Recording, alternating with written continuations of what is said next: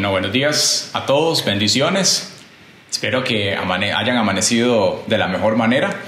Vamos a dar inicio al culto de esta mañana, 26 de julio del 2020. Mi nombre es Gustavo Aguilar, soy el pastor de la iglesia Casa del Pan y queremos darles la bienvenida en este día tan maravilloso que Dios nos regala. La palabra de Dios dice que nuevas son sus misericordias cada mañana. Así que yo no sé este día de pronto qué cosas le están ocupando a usted su mente, pero yo quiero decirle que la misericordia de Dios es nueva y que Él nos da una segunda, tercera y muchas oportunidades de venir a Él para conocerle, para vivir la vida de la forma que a Él le agrada y sabe que nos conviene. Y en esta mañana tenemos una palabra muy hermosa que vamos a compartir. Pero antes quisiéramos pues darle la bienvenida a todas las personas que se están conectando en este momento, a la gente que nos está visitando, gente que se ha integrado recientemente a la iglesia en un formato totalmente pues virtual. Queremos decirles que se sientan como en su casa. Somos una familia un poco numerosa, somos menos de 100 personas ahorita en la iglesia y somos gente que ama al Señor, que amamos servirle a Dios.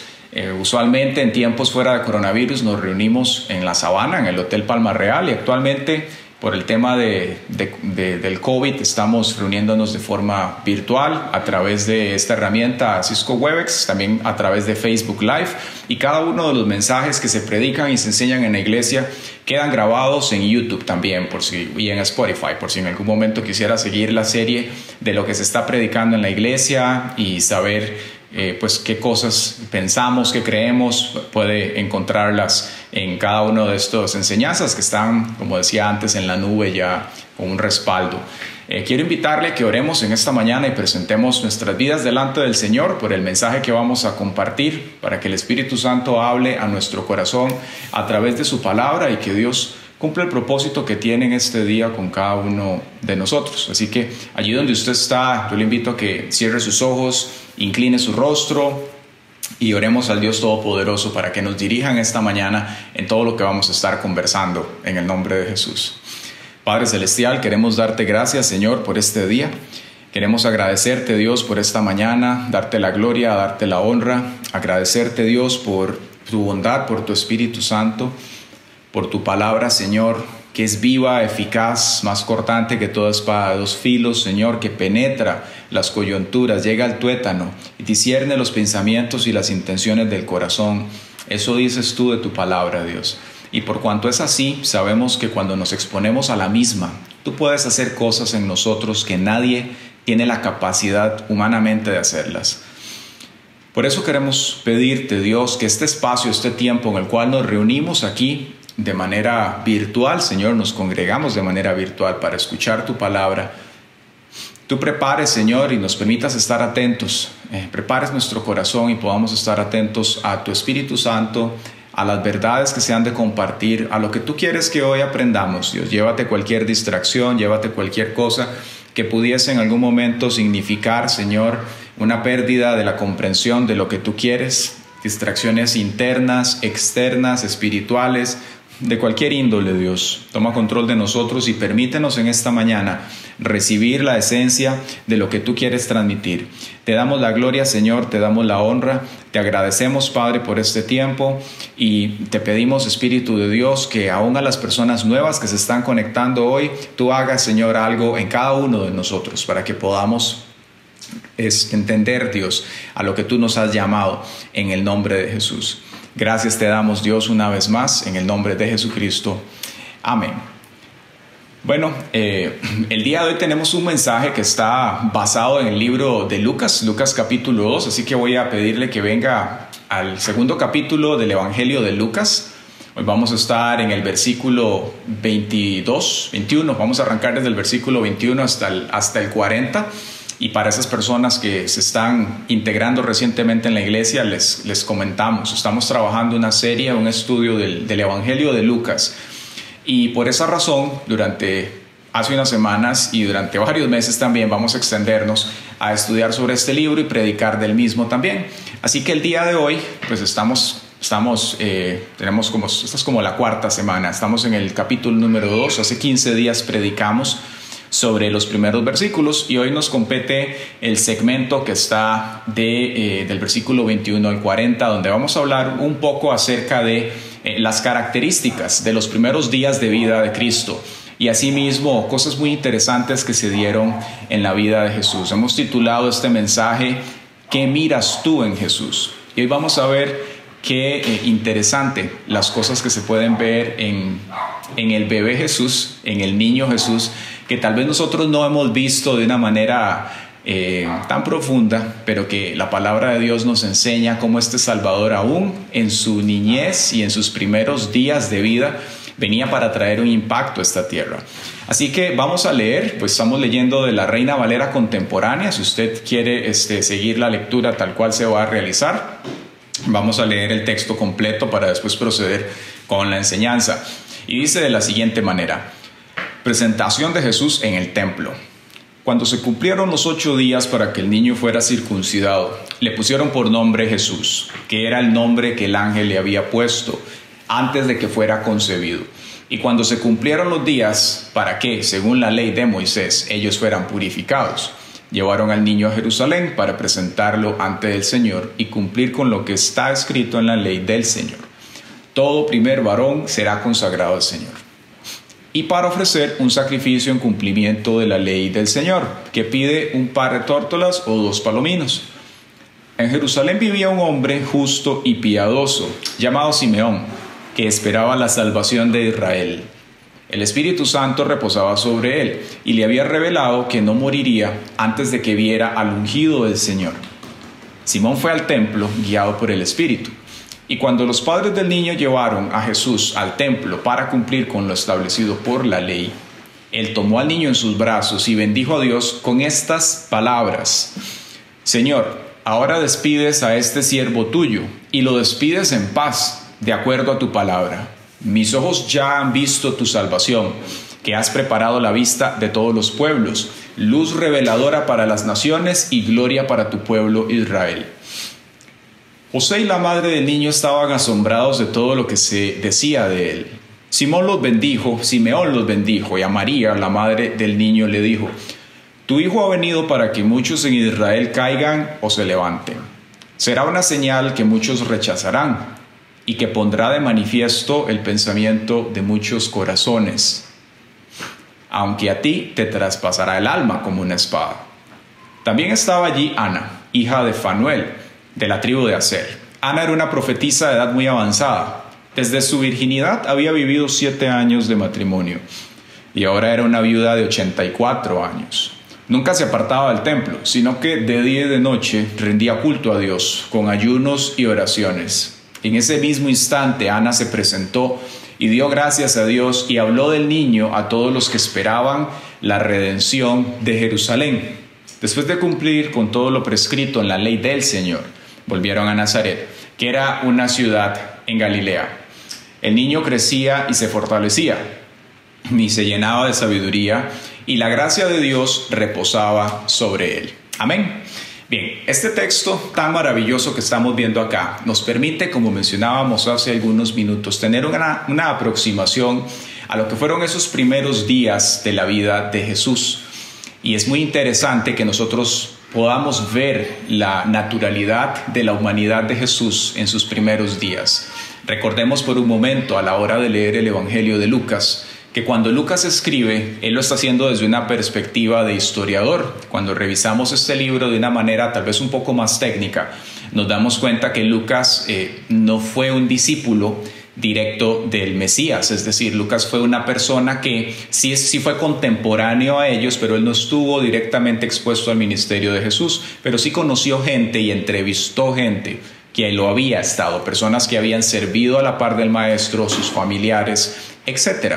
Cada una de estas personas pues le da un recuento a Lucas de las cosas que habían acontecido. Y cuando Lucas se propone hacer la redacción del tratado Lucas Hechos, entonces él deja bien documentado, registrados acontecimientos de la vida de Jesús que para nosotros pues iban a ser claramente algo revelador, cosas que íbamos a poder aprender del Mesías, Y Lucas lo hace escribiéndole a un personaje que la palabra de Dios le llama Teófilo. Y esta persona, según los estudiosos, podemos saber que es alguien que muy probablemente pertenecía al Imperio Romano, que era una persona que tenía una relación muy cercana con Lucas, por lo cual él le dice: amado, excelentísimo Teófilo, me he propuesto escribirte las cosas que antes había mencionado. Y lo que él quiere, dice, es afirmarlo en la fe. Él quiere que Teófilo, como una persona que no era judía netamente, sino un gentil, una persona que no pertenecía a la nación de Israel como tal, conociera que esta salvación que el Señor había traído no era algo ya exclusivo para el pueblo de Israel, sino que Dios estaba cumpliendo el programa, el proyecto de salvación que Él había entregado muchísimos siglos antes a Abraham, y que justamente ellos estaban en el momento en el cual esto estaba siendo comunicado y expandido a todas las demás naciones. Entonces Lucas se va a cuidar en transmitir cosas que de pronto nosotros las vemos como pasajeras, pero que sí tienen un impacto y que es importante que nosotros las sepamos. Una de ellas la podemos ver en el versículo 33, él dice: José y la madre del niño estaban asombrados de todo lo que de él se decía. Nótese que él llama madre a María y a José simplemente lo menciona por nombre. Nosotros como cristianos, como gente que conoce al Señor, sabemos que Jesús fue concebido por el Espíritu Santo, nos dice la Escritura. Sin embargo, en ese tiempo y también hoy había un gran cuestionamiento con respecto a si verdaderamente Jesús habría nacido de una concepción virginal, si lo que María había en algún momento comunicado de que el Espíritu Santo le había embarazado era algo cierto. Y pensémoslo humanamente, pues claramente había personas que al ver esto desde una perspectiva natural lo iban a cuestionar. ¿Cómo que una jovencita de esta edad fue embarazada del Espíritu Santo? Había cuestionamientos alrededor de esto, y no solamente de parte de personas que estaban cercanas, sino de otras filosofías y posturas de pensamiento que después iban a cuestionar el ministerio de Cristo, que fuese el Hijo de Dios, que vino de una concepción virginal. Hoy en día, también hace algunos siglos, y de vez en cuando vuelven a surgir este tipo de movimientos, ha habido posturas filosóficas que vienen a cuestionar esa concepción virginal de Cristo.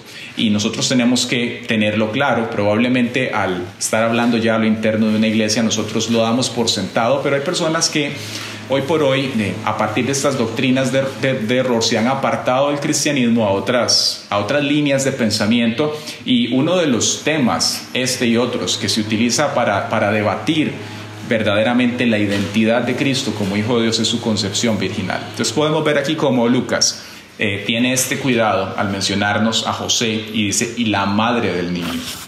Claramente José no es el padre es Dios, y José iba a estar como una figura de padre adoptivo, tal vez, en el cual él iba a estar con ellos. Él iba a cuidar de Jesús, de María, y se iba a encargar de todas las funciones que como hombre y como padre le competen. Por esta razón es importante que a la hora de leer Lucas entendamos lo que nos quiere decir, lo que él se propuso a la hora de redactar este tratado de Lucas Hechos, y que podamos notar los énfasis que él comunica en lo que está haciendo. Jesús pues claramente está en un renglón aparte de Mahoma, de Buda y de cualquier otro exponente que hay allá afuera, en el sentido de que todos ellos pues están muertos. Cristo murió y resucitó de acuerdo a las profecías que se habían hecho de parte de él. Y eso para nosotros como cristianos verdaderamente nos permite tener una perspectiva diferente, un diferenciador a la hora de hablar con otras personas que tal vez tienen pues estas dudas con respecto a la religión, que todas las religiones van a Dios y este tipo de cosas, y que en realidad son mentiras. No es cierto que todas las religiones son a Dios, no son diferentes maneras de acercarnos a Dios, porque entre ellas muchas tienen contradicciones, y Dios no es bipolar. Dios no va a mandar a unos a hacer una cosa y otros a otras.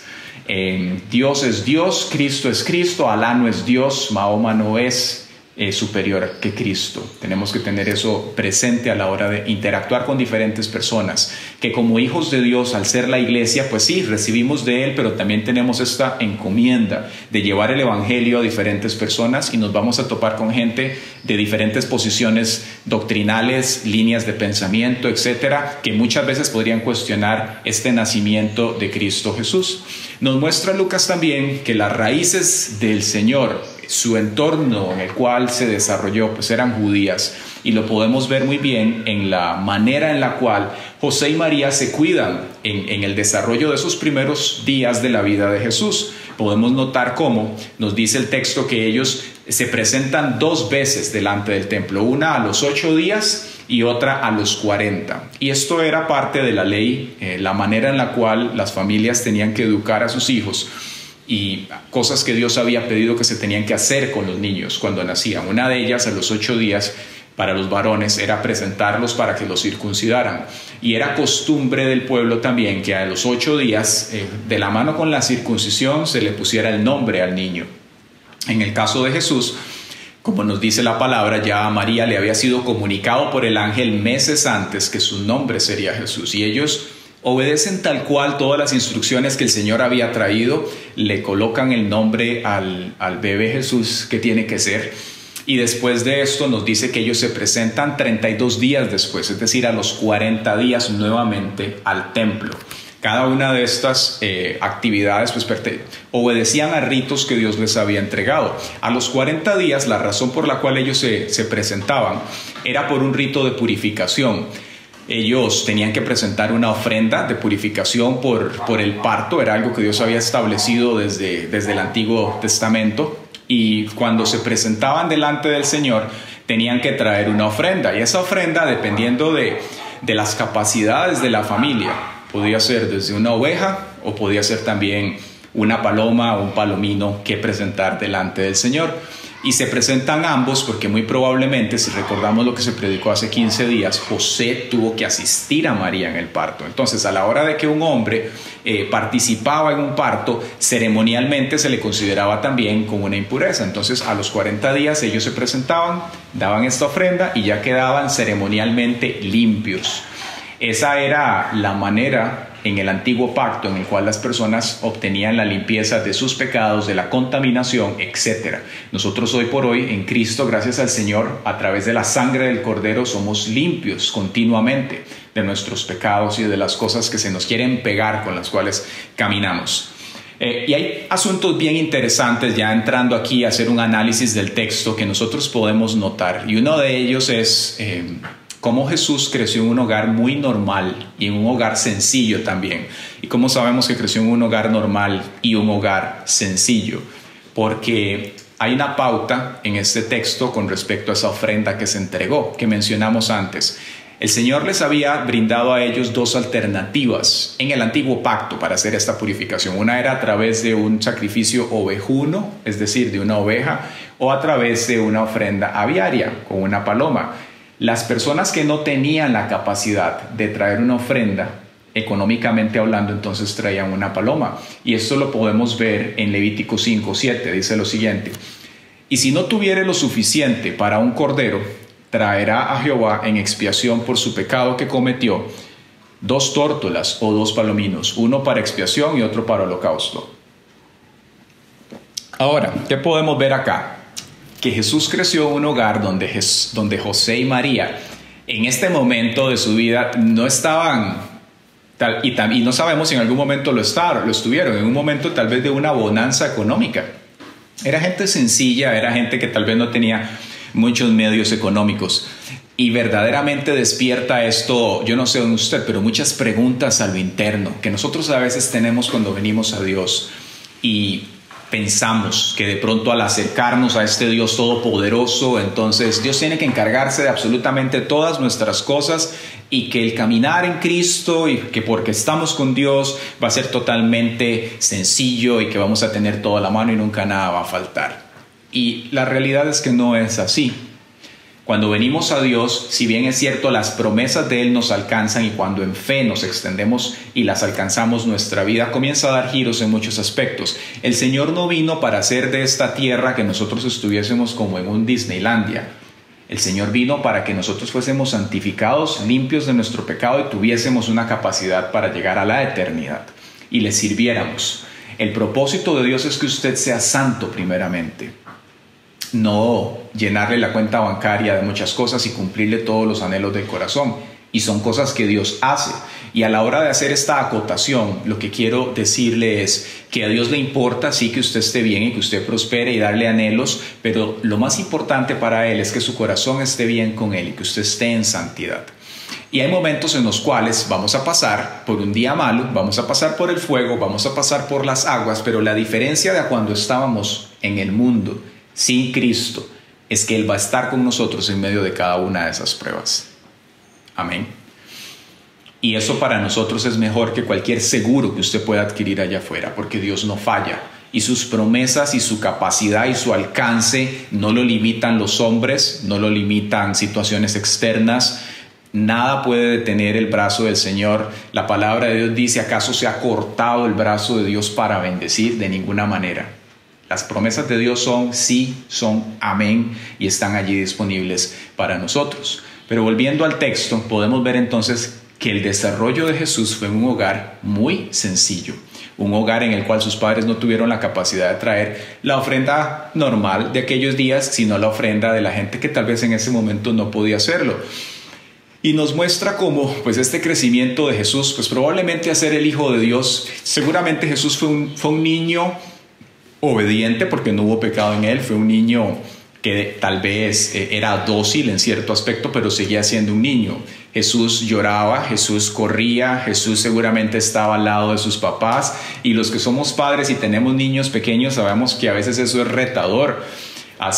Hoy en la mañana justamente hablaba con mi esposa como en nuestro caso, nuestro hijo Elías, que tiene 6 años, tienen tanta energía que a veces lo abruman a uno y lo cansan. Recordaba cómo el día de ayer me levanté cerca de las 5 de la mañana y ya él estaba despierto también y se me quedaba viendo y caminaba conmigo de un lado para el otro y me hablaba, y en un momento como a las 7 de la mañana yo tenía mi cabeza como de este tamaño y tuve que orar para pedirle a Dios que me diera paz para poder compartir con él como se supone que tiene que ser. Y los niños como tal son un reto, y José y María tuvieron los retos de padres también. Y este texto nos muestra a nosotros una aplicación bien interesante para aquellos que son padres y los que van a hacerlo en un futuro. Y es que cuando usted y yo adquirimos la responsabilidad de un niño a la hora de engendrar un niño, o aquellos que adoptan niños, ahora delante del Señor tenemos a alguien por quien dar cuentas.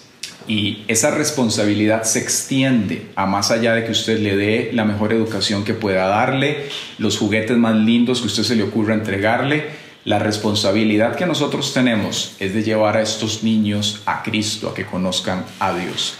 Y de pronto alguien puede preguntar, bueno, ¿y cuál es el mejor momento para empezar a traer un niño a la iglesia? A partir de los 40 días, como lo hicieron con Jesús. Ese es el momento. Pero es que mi hijo hace mucha bulla, mi hijo llora, mi hijo... No hay problema. En la iglesia la gente tiene que ejercer el fruto del Espíritu Santo y tener paz, y a nosotros como pastores eso no nos afecta. La responsabilidad suya es traer a su hijo a la iglesia y que su hijo sea formado en los caminos del Señor. La palabra de Dios dice en Proverbios 22:6, instruye al niño, no al adolescente, al niño en su camino, y aun cuando fuera viejo, no se apartará de él. ¿Qué es lo que hace Satanás? Justamente lo contrario, destruye al niño, y una de las herramientas que utiliza es que no conozca la palabra cuando está pequeño, para que después le cueste 700 veces más acercarse a Dios cuando sea grande. Las bases, y esto lo vemos a nivel psicológico, intelectual, en todos los ámbitos, las bases que usted le da a un niño de los 0 a los 6 años lo marcan, lo determinan para lo que él va a hacer después. Yo le puedo dar a usted testimonio de que a mí me llevaban a la escuela bíblica pequeñito, y esa palabra que a mí me dieron fue lo que me sirvió cuando yo me aparté del Señor a mis 13 años, de mis 13 a los 20 años. Toda esa palabra que a mí se me sembró desde que estaba niño fue lo que a mí fue como un ancla, me guardó para que en el tiempo de Dios yo volviera, porque la palabra de Dios no vuelve vacía. Nosotros como padres tenemos la responsabilidad de educar a nuestros hijos en el camino del Señor. La palabra de Dios dice que herencia de Jehová son los hijos. Es una herencia que Dios nos da, por la cual nosotros tenemos que dar cuentas, tenemos que responderle a Dios y decir, mira, sí, yo sembré en mi hijo el amarte por encima de todas las cosas, sí, yo sembré en mi hijo y en mi hija el orar todos los días, me vieron orar, entendían de la Biblia, y una cosa es que nosotros los traigamos a la iglesia, y otra cosa es la dinámica cotidiana en la cual usted le enseña a su hijo a pensar bíblicamente.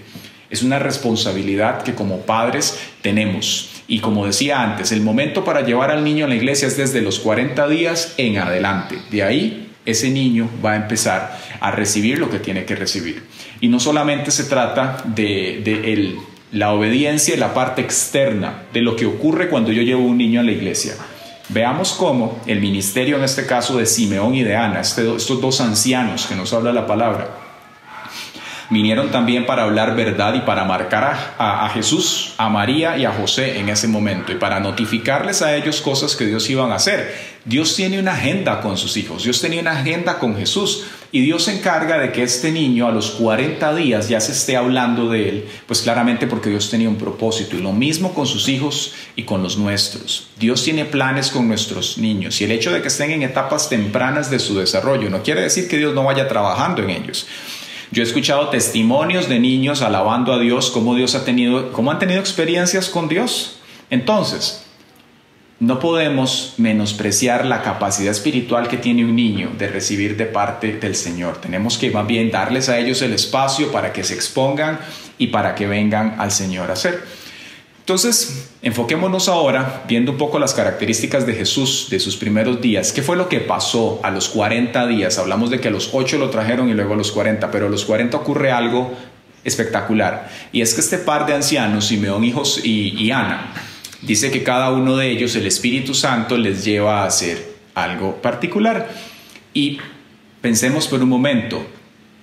En el tiempo en el cual esto aconteció, habían sacerdotes, habían escribas, habían de todo tipo de personas que estaban afiliadas a la fe, que de pronto tenían que saber que venía un Mesías. Pero tenemos este par de ancianos, gente ya de edad, que fueron ellos los que pudieron discernir lo que estaba pasando. Y el perfil de estas personas nos muestra claramente cómo Dios quiere que la iglesia se comporte y a qué tenemos que aspirar nosotros como hijos de Dios a la hora de servirle a Él.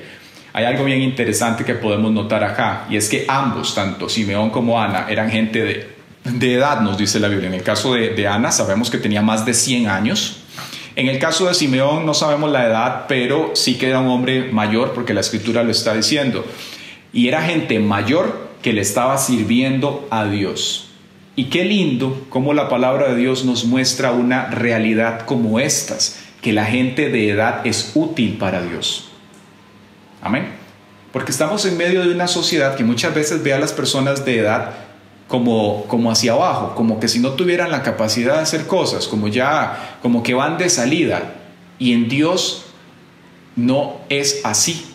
Conforme nosotros vamos creciendo, más bien tenemos que volvernos gente más productiva espiritualmente, porque estamos llegando a un conjunto de experiencia, de madurez, de conocimiento del Señor, de equilibrios en muchas áreas de nuestras vidas, los cuales el Señor puede utilizar y quiere para poder marcar las vidas de otras personas. Y este es el caso que vemos en la vida de Simeón y Ana. Así que no importa si usted tiene más de la edad que usted tenga, sepa que Dios le importan todas las personas, pero si usted en algún momento ha sentido que tal vez por su edad ya no es útil para el Señor, eso es falso. El Señor quiere, puede y tiene el interés de utilizarle a usted, de que usted le sirva, de que usted conozca al Señor, que marque sus generaciones y toque a otras personas que tal vez aún no conocen de Cristo. Entonces vemos en el versículo 25, nos dice lo siguiente: en Jerusalén vivía un hombre, y aquí vemos dos características, justo y piadoso, llamado Simeón, que esperaba la salvación de Israel. El Espíritu Santo reposaba en él, y le había revelado que no moriría antes de que viera el ungido del Señor. Lucas está demostrando acá el cumplimiento de las promesas que el Señor había dado. Vamos a ver cómo más adelante Simeón pronuncia estas promesas, y él no solamente dice que esta salvación viene no solamente para el pueblo de Israel, sino también para los gentiles, es decir, la comunidad internacional, usted y yo, que hasta hacía un tiempo, en aquellos días, todo lo que tenía que ver con el pacto de Abraham, las promesas de Dios, las bendiciones y las maldiciones, todo lo que acarraba el pacto abrámico y de Moisés, eso era algo que estaba circunscrito a la nación de Israel, era algo que le competía a los descendientes de Abraham, de Isaac y de Jacob, pero que Dios desde aquellos días había dicho que vendría un tiempo en el cual eso iba a cambiar. a través de una persona, y esa persona es Cristo Jesús. Ellos estaban en presencia de eso justamente. Y él dice, mis ojos han visto la salvación. Y dice, para los gentiles y para el pueblo de Israel. Dice, luz reveladora para las naciones y gloria para tu pueblo Israel.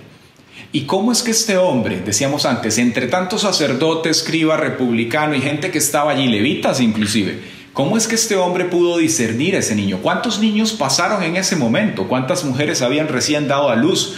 ¿Cuántas personas se toparon con el bebé Jesús? ¿Cuántos vieron al bebé Jesús pero no vieron nada? En este caso, este hombre vio a Jesús y vio algo diferente. Y yo te quiero preguntar en esta mañana, ¿qué ves tú en Jesús? Hay personas que ven una cosa, otros ven otra, pero este hombre dice que vio la salvación. Y él dijo, puedo descansar, mis ojos han visto la salvación de Israel. Qué lindo.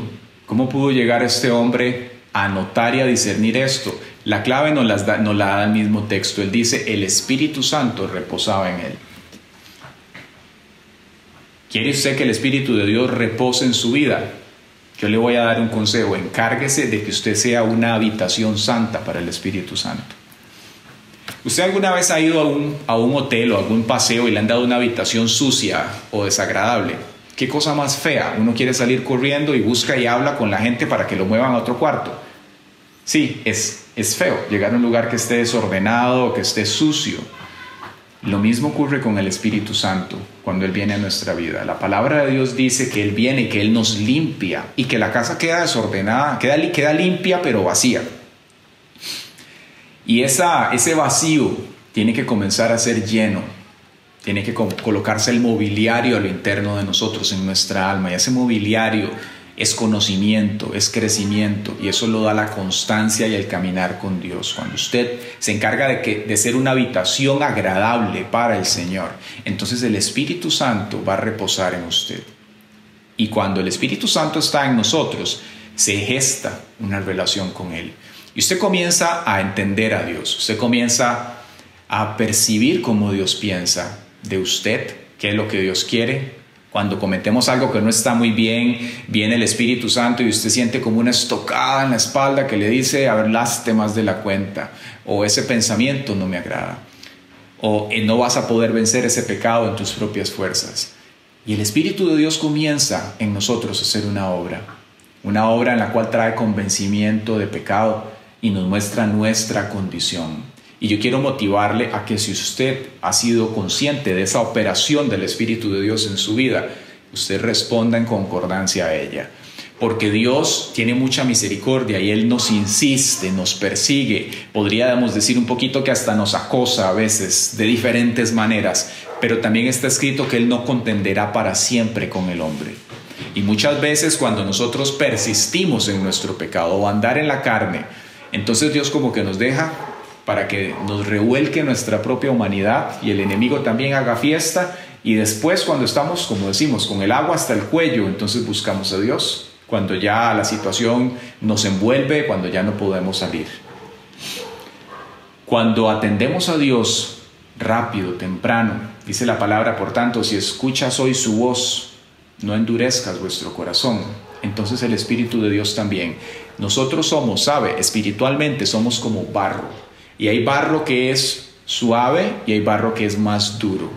Y cuando ese barro de parte de Dios se hace suave, es porque nosotros permitimos que la palabra de Dios, como esa agua, comience a trabajar y a limpiarnos, a sacarnos las arcillas, a sacarnos la basura, a sacarnos todo lo que no le agrada al Señor.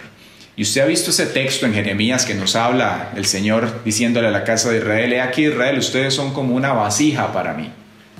Y el alfarero es el que le da forma. Así trabaja Dios en nuestra vida. ¿Y sabe cómo hace el alfarero para darle forma a esa vasija? Él le coloca agua y con sus manos la va formando. Y muchas veces ese barro, el proceso que ellos utilizaban para poder limpiarlo y darle esa forma adecuada a la vasija, implicaba que ellos tomaran la pelotita de barro y la estrellaran contra la pared una y otra vez para irle sacando las piedritas, los palos, las cosas que estorbaban que esa vasija tuviese la forma funcional que se suponía que tuviera para servirle a Dios o para servirle al alfarero.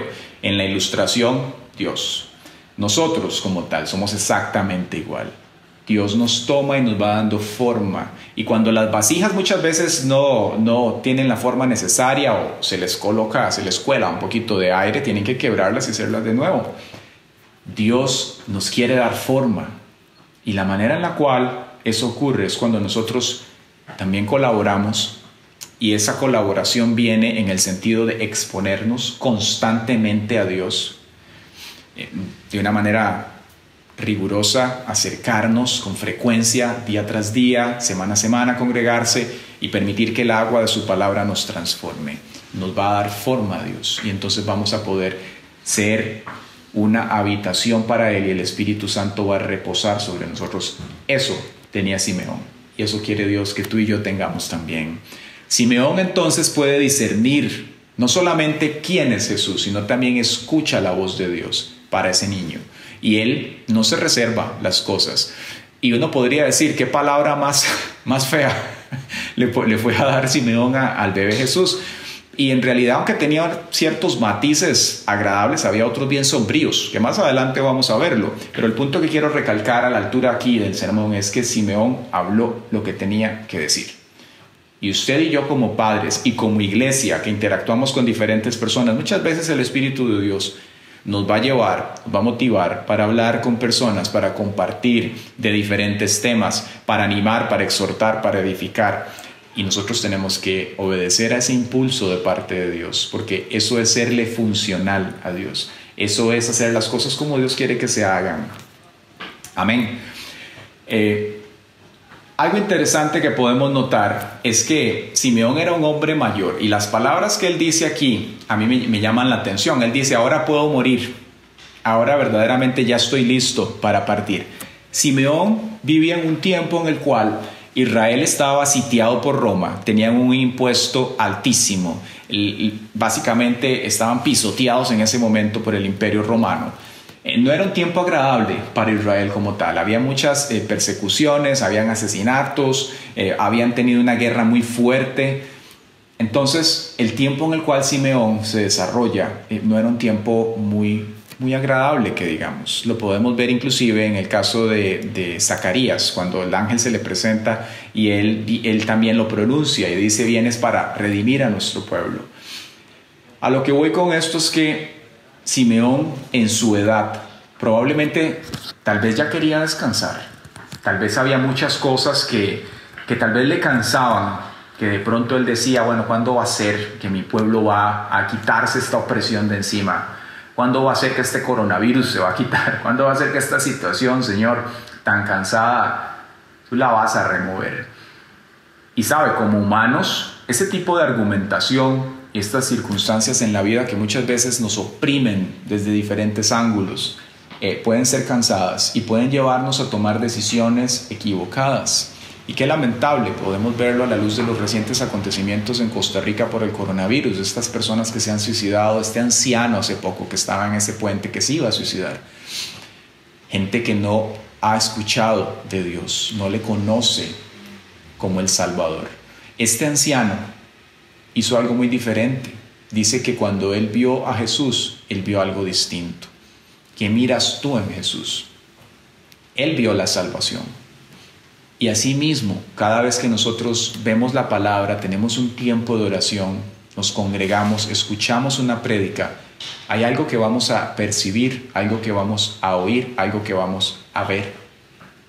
Y si eso va a ser de provecho a nosotros, solamente hay una manera de que ocurra: cuando estamos en el Espíritu de Dios, cuando le pedimos a Dios que trabaje en nosotros, cuando le decimos, Señor, habla lo que tú quieres y sabes que yo necesito escuchar, no lo que yo quiero oír. Entonces el Espíritu Santo comienza a tratar con nosotros, comienza a traer esa agua de la palabra y va dándonos la vuelta en las cosas, va mostrando lo que Dios quiere que veamos. Simeón tal vez tuvo razones en algún momento para deprimirse.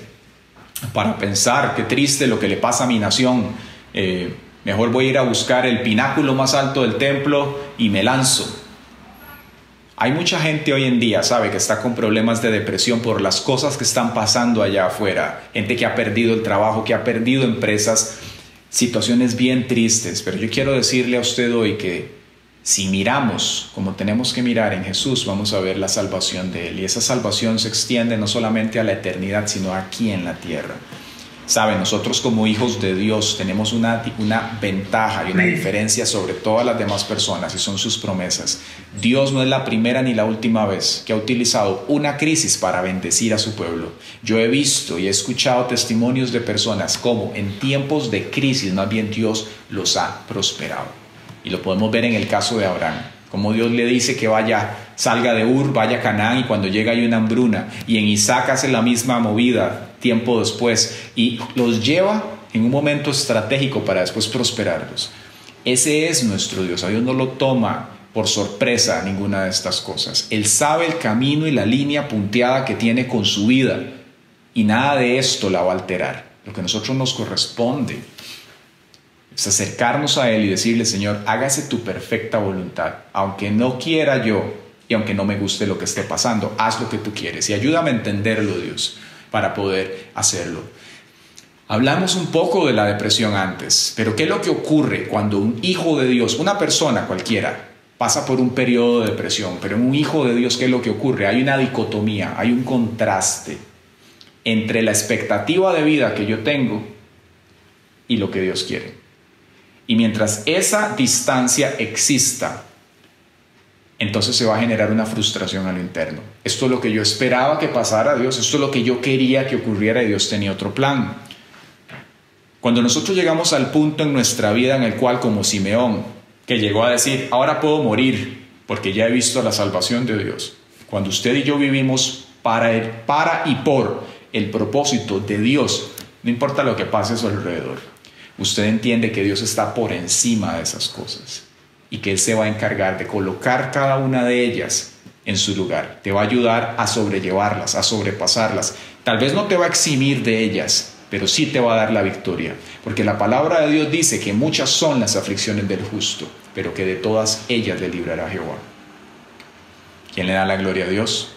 Eso es algo que el mundo no tiene y que nosotros tenemos que llevarlo a ellos y mostrarle a este Salvador para que puedan conocer a Dios. De pronto usted nos está escuchando hoy, conoce de Dios, pero tal vez ha estado con estas garras de la depresión encima. Yo quiero decirle: no pierda el norte, coloque sus ojos en Cristo, el consumador de la fe, y permita que sus expectativas se adhieran a las de Cristo, a las de Dios, y entonces Él te va a ayudar a salir. Y si necesita ayuda, busque a la iglesia, búsquenos, y con mucho gusto vamos a orar por usted y Dios va a hacer lo que tiene que hacer.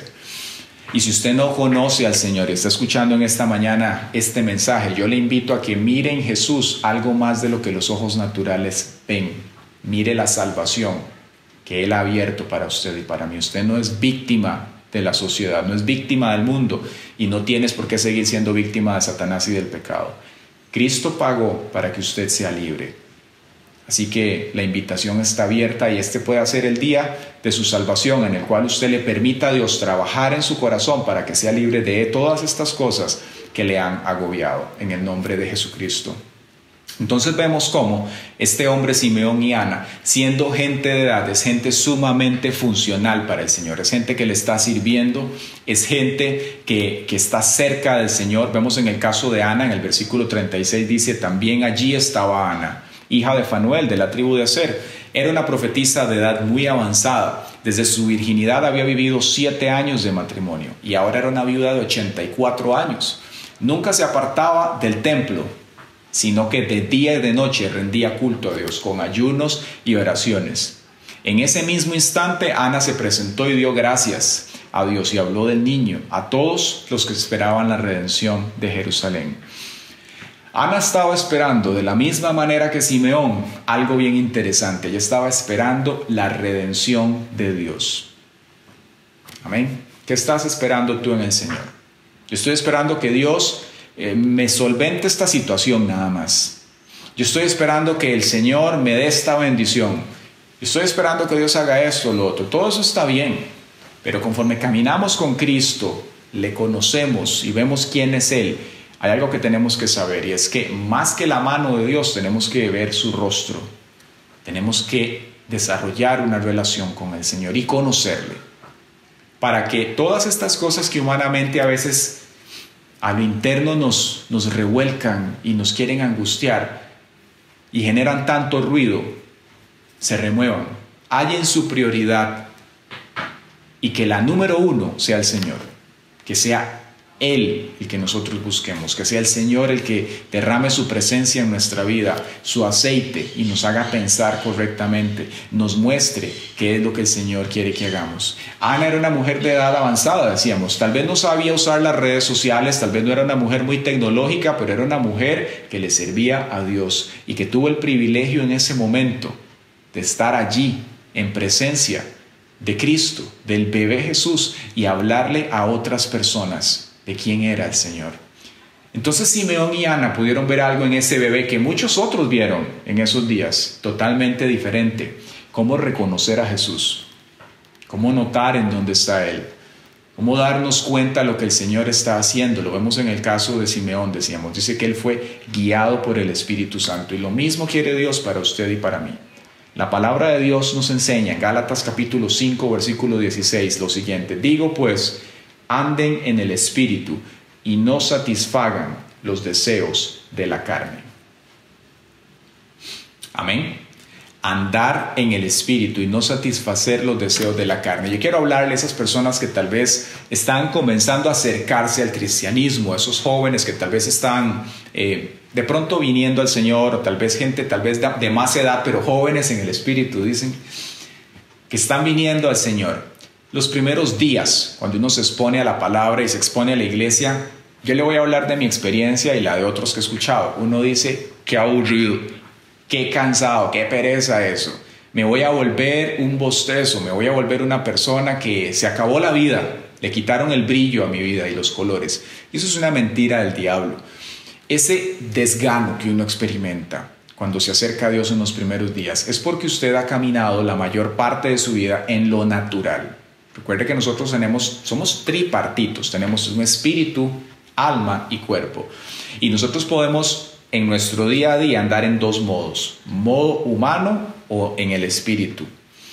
Y cuando usted alimenta una naturaleza más que otra, pues esa necesariamente se va a fortalecer más. Cuando nosotros venimos al Señor andamos en lo natural, y las cosas del espíritu como que son antagónicas a las humanas, no nos gustan. No hay clic, no nos atraen, y eso es normal. No es que usted sea un bicho extraño y que Dios no sea para usted, ni acercarse a Dios. Tampoco significa que el usted acercarse al Señor le mataron la vida. En un sentido sí, pero no en el cual el diablo lo vende. Si el Señor quiere que nosotros muramos, que muramos al pecado, que muramos a esa humanidad, para que entonces, por el poder del Espíritu Santo, Él comience a trabajar en usted y en mí, y nos haga, dice la Escritura, nuevas criaturas. Y esto es exactamente igual que cuando un niño nace. Así como Jesús, que dice que crecía y se fortalecía en el espíritu y en fuerza, lo mismo ocurre con nuestro ser espiritual. Dice la palabra de Dios, nos habla Pablo, hablándole a creo que es a los Corintios, él les dice: hijitos míos, por los cuales sufro dolores de parto hasta que el Cristo sea formado en ustedes. Cuando Cristo viene a nosotros, este ser espiritual que se desarrolla en nuestra vida no aparece de 30 años ya maduro, sino que se va desarrollando. Y muchas veces hay un desfase entre nuestra humanidad, nuestra edad cronológica y nuestra edad espiritual, así como le ocurre muchas veces también psicológicamente hablando. Hay desfases en lo que hay en el cuerpo y lo que hay en la mente, la madurez de la persona. En el espíritu es exactamente igual.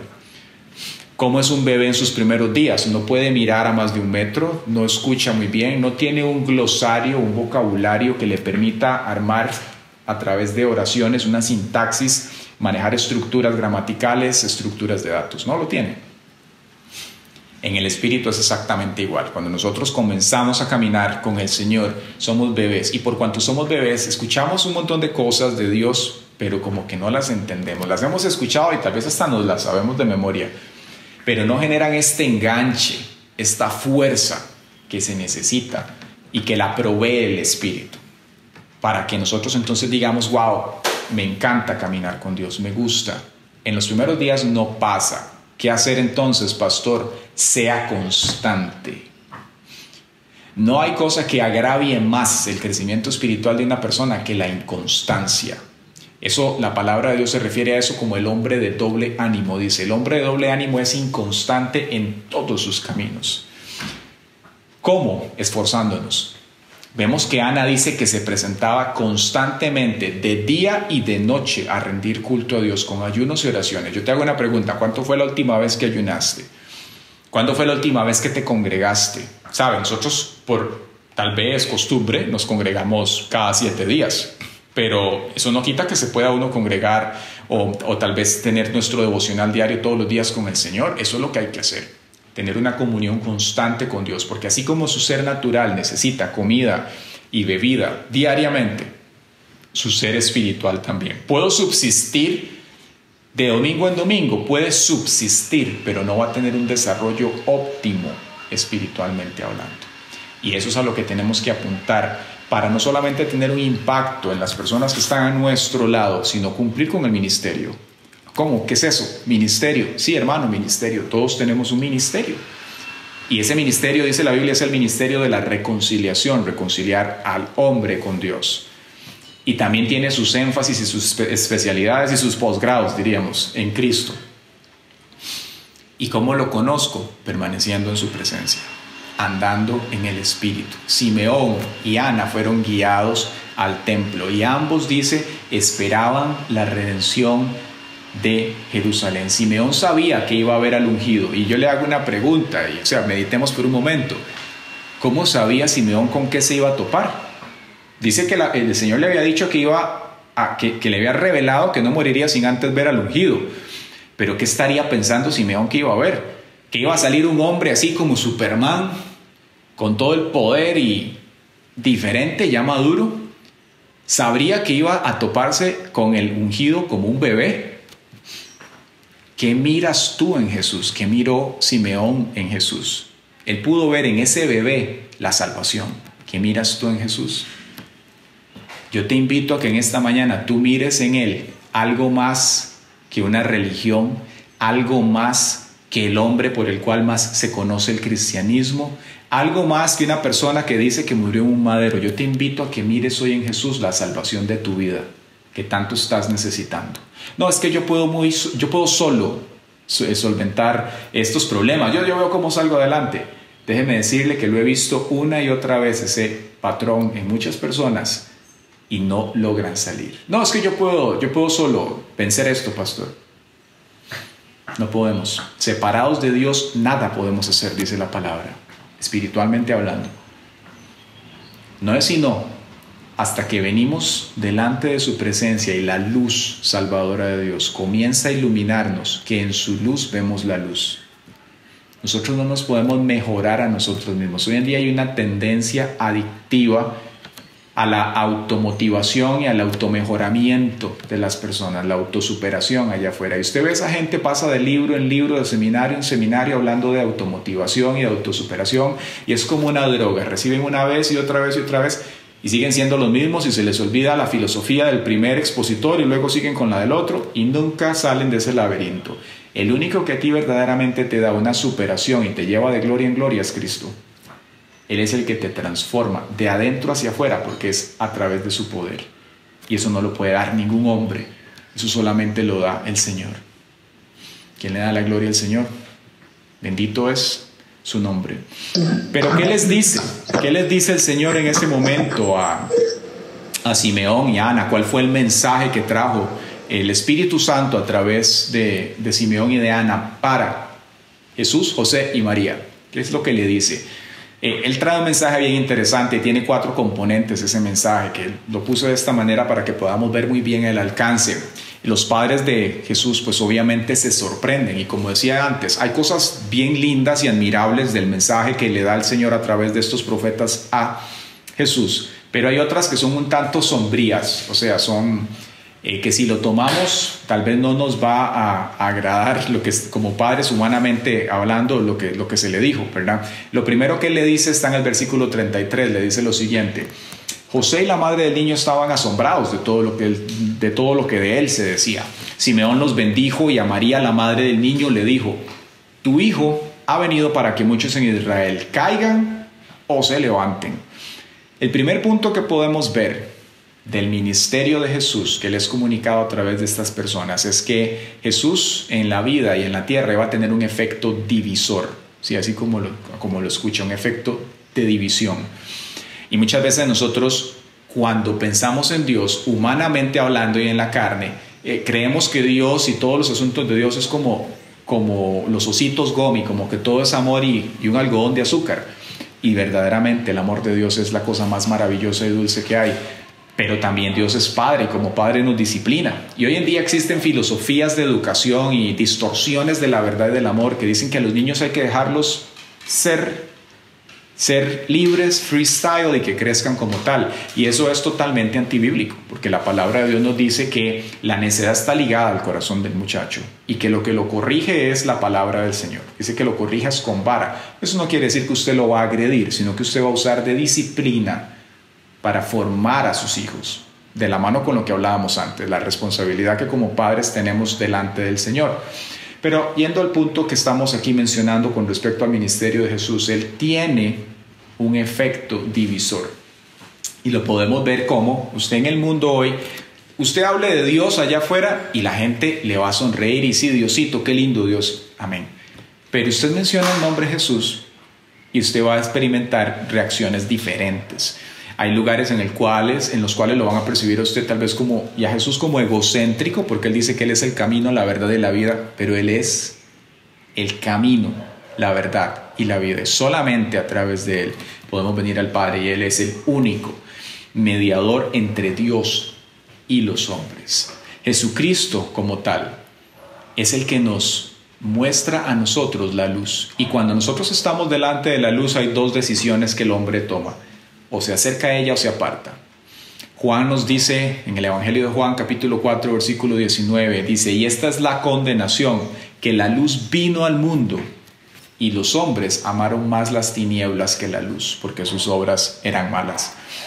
Cuando usted comienza a caminar con el Señor, y esto tanto para nosotros como iglesia como para la gente que está empezando a caminar con el Señor, muchas veces usted se va a dar cuenta que el día 1 que usted recibió el Espíritu Santo y reconoció al Señor como su Salvador, eso comienza a tener un efecto social. Y hay personas que te van a abrazar, pero hay otros que te van a comenzar a mirar de lado. Eso ocurre. No permita que eso lo marque, porque la presencia del Señor en su vida lo que comienza a hacer es que usted empiece a discernir y a notar muy bien los límites de lo que Dios llama mundo, de lo que el Señor llama sociedad. Y no quiere decir que la sociedad allá afuera todo sea malo, sino que hay cosas que están totalmente diseñadas y configuradas para pecar, por una naturaleza pecaminosa y por los hilos del enemigo con los cuales él influye también en el tejido social. Entonces, cuando nosotros venimos al Señor, este discernimiento y el Espíritu de Dios en nosotros comienza a enseñarnos a caminar en el Señor. Y a veces hay relaciones que Dios nos va a mandar a cortar, desaparecer, a como Dios va a empezar a traer otros círculos, otras burbujas, diríamos hoy, en las cuales tienes que integrarte. Personas que te van a bendecir, que van a hablar verdad, que te van a mostrar cosas desde perspectivas que tal vez no habías contemplado. La verdad de Dios en maneras totalmente diferentes, y vas a comenzar a crecer en el Señor. Entonces Jesús como tal tiene un efecto, y lo vemos aquí se lo anuncia Simeón a José y a María desde que estaba Jesús bien pequeñito. Él le dice, Él va a estar y en algunos va a causar, dice, va a hacer que unos se levanten y va a hacer que otros caigan. Y nosotros, ¿cómo nos impacta esto? Además de lo que mencionábamos antes, nos impacta en el sentido que la presencia de Dios en nosotros no pasa desapercibida, si es que la presencia de Dios está en nosotros. ¿Cómo así, pastor? ¿Sí? Yo lo he visto en mucha gente, desde que comienzan a caminar con Dios, mira, hasta el rostro les cambia. Dios comienza a hacer algo diferente, la forma en la cual la persona se comporta. Inclusive usted se va a dar cuenta de gente que es cristiana sin que abra la boca, solamente porque el Espíritu de Dios le permite a usted discernirlo. Y lo vemos, por ejemplo, Pablo lo habla en 2 de Corintios, capítulo 2, versículo 14. Él dice lo siguiente: pero gracias a Dios que en Cristo Jesús siempre nos hace salir triunfantes y que por medio de nosotros manifiesta en todas partes, escuche esto, el aroma de su conocimiento. Continuamos en el 15. Ciertamente, para Dios somos el fragante aroma de Cristo, tanto en los que se salvan como en los que se pierden. Para esto somos olor de muerte, para los que se pierden, que lleva a la muerte, y para aquellos somos olor de vida, que lleva a la vida. ¿Quién está calificado para una tarea tan importante?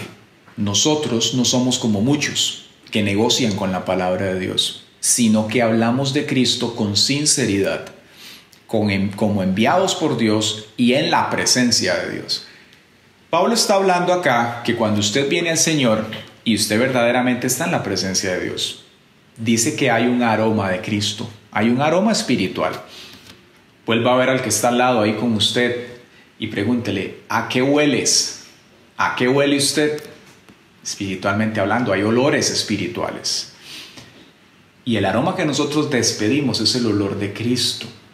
Entonces, cuando estamos en un lugar, hay personas que tal vez a usted inmediatamente vas a hacer clic con ellos, pero hay otros que usted dice: ¿y a este o a esta qué le hice?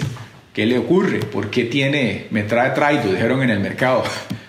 ¿Por qué se comporta de esta manera este individuo? Y es porque esa persona necesita salvación, o porque esa persona tal vez conoce del Señor y está apartada de Dios, y todo el demoniero que se anda encima no quiere que tenga relación con usted para que no venga la luz de Cristo a su vida.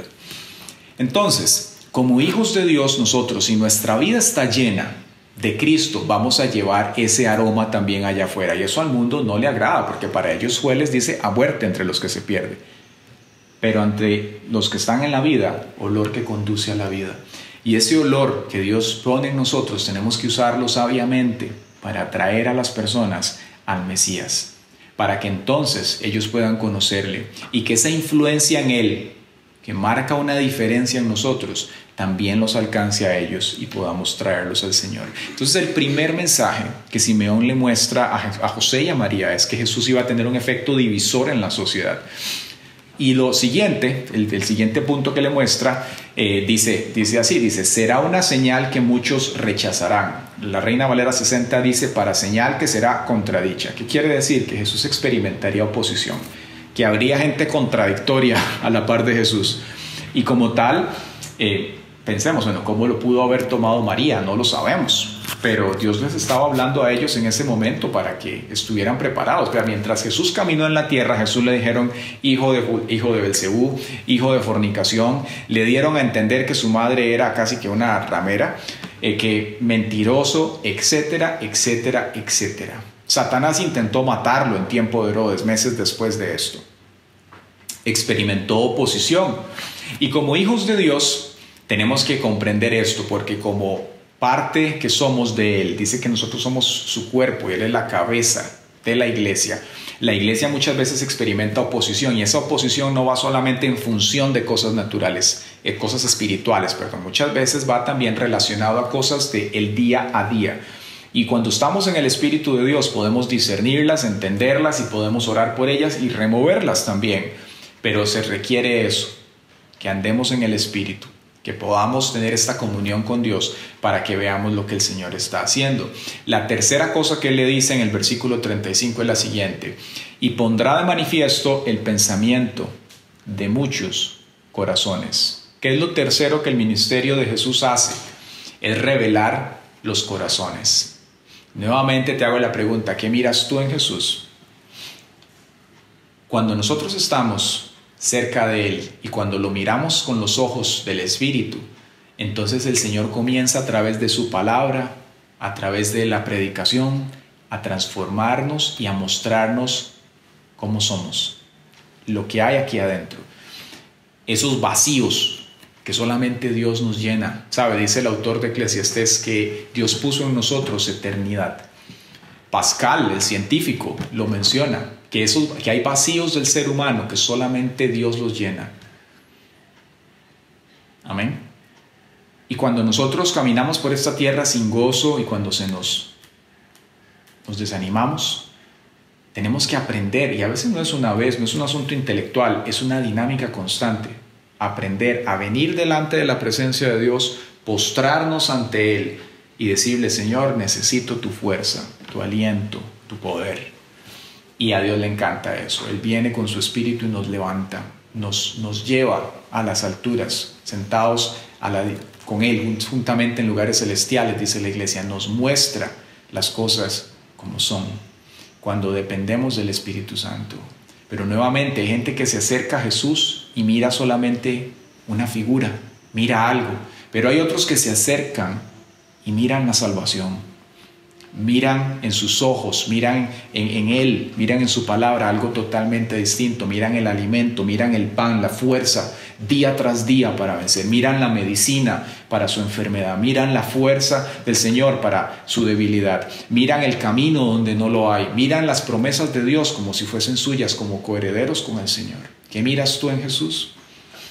Yo te invito a que en esta mañana mires algo totalmente diferente. Si necesitas que Dios haga algo en tu corazón, acércate al Señor y permite que el Espíritu Santo comience a tratar con tu vida. Caminar con Dios no es un asunto de ritos y de normas. Es algo relacional, es una transacción diaria con el Señor. ¿Cómo responder? Lo podemos ver claramente en Hechos capítulo 2, versículo 37. Cuando uno escucha la palabra, cuando uno escucha el mensaje del Evangelio, tiene que responder. Vemos lo siguiente aquí están Pedro y los apóstoles le estaban predicando a unos hombres por primera vez. Y dice: las palabras de Pedro traspasaron el corazón de ellos, quienes le dijeron a él y a los demás apóstoles: hermanos, ¿qué debemos hacer? Pedro contestó: cada uno de ustedes debe arrepentirse de sus pecados y volver a Dios, y ser bautizado en el nombre de Jesucristo para el perdón de sus pecados. Entonces recibirán el regalo del Espíritu Santo. Esta promesa es para ustedes, para sus hijos y para los que están lejos y para todos los que han sido llamados por el Señor nuestro Dios. Which means que cuando nosotros venimos al Señor y nos arrepentimos, su Espíritu Santo que hemos estado mencionando a lo largo de esta enseñanza viene a nosotros. Y cuando eso ocurre, usted está listo. Porque entonces lo que usted no puede hacer, Él lo va a hacer y le va a enseñar para que usted también pueda contribuir en su proceso de crecimiento, santificación y preparación para lo que Dios tiene para su vida. Bendito sea el Señor. Pero no acaba ahí. La cuarta cosa que le dice Simeón a José y María con respecto a Jesús es que Jesús sufriría. Y él se lo dice así, dice: aunque a ti te traspasará el alma como una espada. Y la razón por la cual Simeón trae esto es que Jesús, probablemente a lo que Simeón se refería aquí, era el momento de la pasión, ese momento tan difícil. O sea, Jesús pasó varias horas en el tiempo de la pasión donde fue pisoteado, pateado, escupido, escarnecido, latigazos. Fue un escenario dantesco. Imaginémonos nosotros como padres ver que a un hijo nuestro le acontezca eso enfrente de nuestros ojos y que estemos impotentes a ayudarle. Bueno, el Señor consideró apropiado 33 años antes hablarle a María con respecto a este momento. Y así es Dios, ¿sabe? Dios nos prepara, y muchas veces también Dios nos prepara para momentos difíciles en la vida, de los cuales no estamos exentos. Pero sabes, como decía antes, tal vez vamos a pasar situaciones, porque la palabra de Dios dice que en esta tierra tendremos aflicción, pero la diferencia es que nosotros podemos recurrir a Él. Dice la Escritura: torre fuerte es el nombre del Señor. A Él correrá el justo y levantado será. Eso no lo puede hacer la gente allá afuera. Eso lo tiene usted en el Señor. Cuando hemos reconocido a Cristo como nuestro Salvador, torre fuerte es el nombre del Señor. A Él correrá el justo y levantado será.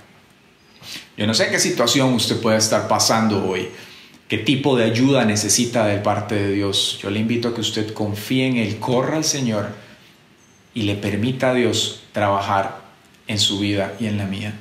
Y para ir finalizando de manera de conclusión y de aplicación de este mensaje, hay algo bien hermoso que yo meditaba a partir de esto, y es cómo nosotros tenemos que aprender a rendir nuestro tiempo y planes a la voluntad del Señor.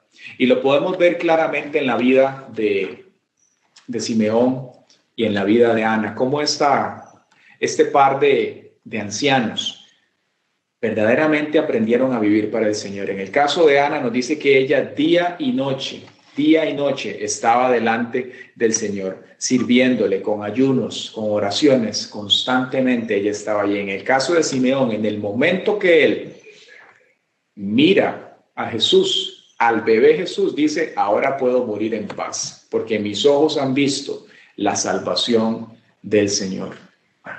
Tenemos que aprender a rendir nuestro tiempo y nuestras expectativas delante del Señor.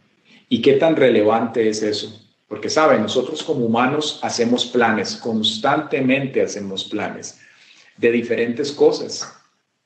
Planes de una cosa acá, planes de la otra, proyecciones. Sin embargo, cuando venimos al Señor, aprendemos que Él nos compró y que ahora Él es el Señor, que nosotros somos esclavos de Cristo, y un esclavo no hace lo que quiere. Dice que el Señor le dice: vaya, traiga, coloque, ponga, y esto lo vamos a ver más adelante en las próximas series de Lucas. Como hijos de Dios, nuestra vida da un giro completamente para que ahora se establezca lo que el Señor quiere. Tenemos que aprender a rendir nuestros planes a la voluntad de Dios. Y cuando un hijo de Dios no hace eso, sabe que es sensible a golpes emocionales, a frustraciones y a depresión y hasta el suicidio. ¿Sí? Pensemos por un momento en el caso de Pablo en la cárcel. ¿Cuántas razones no tuvo este hombre para suicidarse? Pero él decía: la palabra de Dios no está presa. Él entendía que esa situación difícil y que tal vez humanamente contradictoria, porque Pablo pudo pensar: yo podría estar predicando por todos estos pueblos. Más bien Dios lo quería allí, trabajando en todo lo que iba a hacer el cuerpo de doctrinas para la iglesia más adelante. Yo no sé qué situación difícil usted está pasando hoy, pero yo quiero decirle que Dios tiene cuidado de usted y que aprendas a mirar en Jesús de una manera diferente. Aprendas a mirar en tu vida desde otra perspectiva. Simeón pudo haberse deprimido, pero Simeón pudo ver en ese pequeño niño la salvación de Dios. ¿Qué cosas hay a tu alrededor que Dios quiere usar y que tal vez ni lo has contemplado, que son parte del propósito de Dios para que tú camines? ¿Qué cosas hay que tal vez usted no les ve sentido? ¿Qué sentido tiene ver un bebé? Podríamos pensar. Tenía todo el sentido para este hombre, porque ahí estaba el propósito de Dios. Hay cosas que tal vez hoy no entendemos y que no nos gustan, pero que fungen dentro del plan del Señor con nosotros un rol importantísimo, y que tenemos que entenderlo porque es parte de nuestra formación, de nuestro crecimiento, para que entonces podamos llevar a otros también la virtud de lo que Dios ha puesto. No se trata solamente de lo que nos gusta, lo que no nos gusta también nos marca de maneras objetivas delante de Dios. Y eso requiere madurez. Eso requiere que nosotros le creamos y que podamos mirar en Jesús de una manera diferente. Aprender a rendir nuestra agenda delante del Señor. Nos dice la palabra del Señor en Santiago lo siguiente, Santiago capítulo 4, versículo 13. Presten atención ustedes que dicen: hoy o mañana iremos a tal o cual ciudad y nos quedaremos un año. Haremos negocios allí y ganaremos dinero. ¿Cómo saben qué será de su vida del día de mañana? La vida de ustedes es como la neblina al amanecer. Aparece un rato y luego se esfuma. Lo que deberían decir es: si el Señor quiere, viviremos y haremos esto o aquello. ¿Qué consejo más apropiado para una generación que está acostumbrada a hacer planes y estar ocupada? Es el momento en el cual tenemos que recordar que nuestra vida en esta tierra está para marcar, está para establecer los planes del Señor. Y eso no quiere decir que usted se desentienda de sus asuntos, sino que usted sepa darle las prioridades correctas a las cosas y pueda colocar al Señor delante suyo, primero que todo. Y después lo demás cae por su propio peso. Cuando buscas primeramente el reino de Dios y su justicia, todo lo demás comienza a acomodarse. Así que si usted se siente de pronto desanimado, cansado, harto de la vida y no sabe por qué está pasando todo lo que está pasando, yo le invito a que usted reflexione y encuentre algo que solamente se encuentra cuando nuestros ojos están mirando en Jesús la salvación. Se llama el contentamiento. El contentamiento, no de que mi cuenta bancaria tiene muchos ceros, sino de que Dios está conmigo. Y eso equilibra todo lo demás. Cuando eso lo entendemos, no en la mente, sino en el corazón, y se vuelve una verdad en nosotros, eso le provoca a usted templanza, ánimo, dominio propio, fortaleza. Eso solamente Dios lo puede dar. El apóstol Pablo lo dijo de esta manera: porque para mí el vivir es Cristo y el morir es ganancia. Pero si el vivir en la carne resulta para mí en beneficio de la obra, no sé entonces qué escoger. Por ambas cosas me encuentro en un dilema, pues tengo el deseo de partir y estar con Cristo, lo cual es muchísimo mejor, pero que por causa de ustedes, y confío en esto, y sé que quedaré y que aún permaneceré con su vanagloria por mí en Cristo, por mi presencia. Así que nuevamente, ¿qué ves tú? ¿Qué miras tú en el Señor? Yo le invito a que en esta mañana mires más que una religión, más que un personaje abstracto, más que el niñito Dios, más que un tipo tal vez que lo has percibido como un señor áspero, incapaz de sentir o de relacionarse con las debilidades que tienes, etcétera. Que comprendas que Dios conoce tu corazón y que te ama, y que Él es tu Salvador y que Él puede y quiere ayudarte, y que si tú le permites, Él va a venir a tu vida y va a transformar todo lo que hay, para que entonces entiendas cómo vivir la vida en esta tierra de una manera provechosa, de una manera que impacte, de una manera donde las circunstancias externas no te van a doblegar. El Señor te va a dar la victoria sobre ellas y vas a poder vivir de la manera que a Él le agrada y también dejar una huella aquí, en el nombre de Jesús. Amén. Este es el mensaje que teníamos para el día de hoy, hermanos, y vamos a orar para cerrar y despedir este culto dándole la gloria al Señor y las gracias también. Padre Celestial, te damos gracias, Señor, por eso.